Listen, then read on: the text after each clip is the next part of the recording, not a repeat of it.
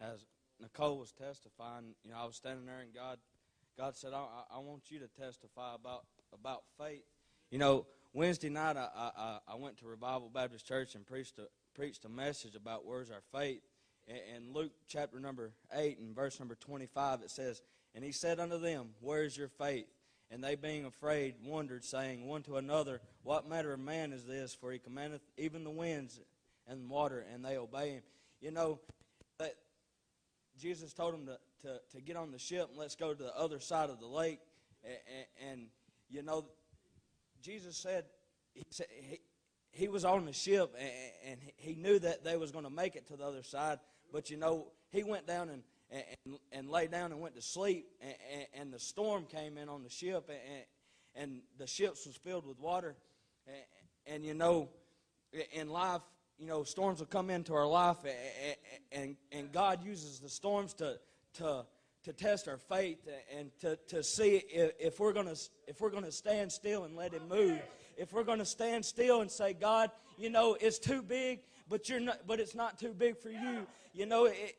That there's nothing in life that's too big for God, and we just got to have that faith to know that no matter what we go through, God's always going to be there right beside us, and He's already been through it. He already knows the end of it. He knows the outcome. So why is it so hard that we can't stand still and let God move when we know God is already knows the outcome, and He already knows what's going to happen? Why is it so hard to stand still and let God move in our lives?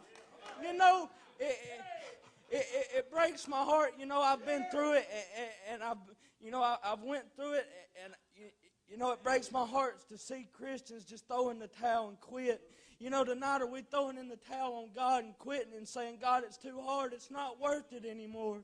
But we had faith to believe that God could save us for an eternity and keep us for eternity. Why is it so hard that we can't have the faith to trust God that He'll lead us through a small little storm in our life? It just takes more faith to believe that He can keep us for an eternity. And it takes more faith to believe that than it would to just trust God and say, God, it's too big, but it's not too big for you to handle. Tonight, God said so many times that He'd never leave us and never forsake us. In Deuteronomy chapter number 4 and 31, if you'll pull that up for me. I got it right here. It says, For the Lord thy God is a merciful God. He will not forsake thee, neither destroy thee, nor forget the covenant of thy fathers which He sware unto them. Deuteronomy chapter number 31 and verse number 6, it says, Be strong and of good courage.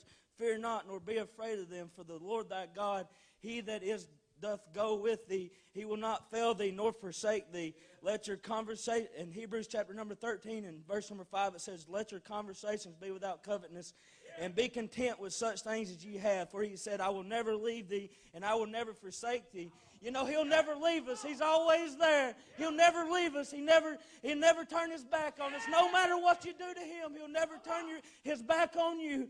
You just got to have that faith tonight and say, God, it's too big, but it's not too big for you. Just let go and let God handle it. It's not worth letting it ruin your life. It's not worth just letting the devil come in and say, where's your God at now?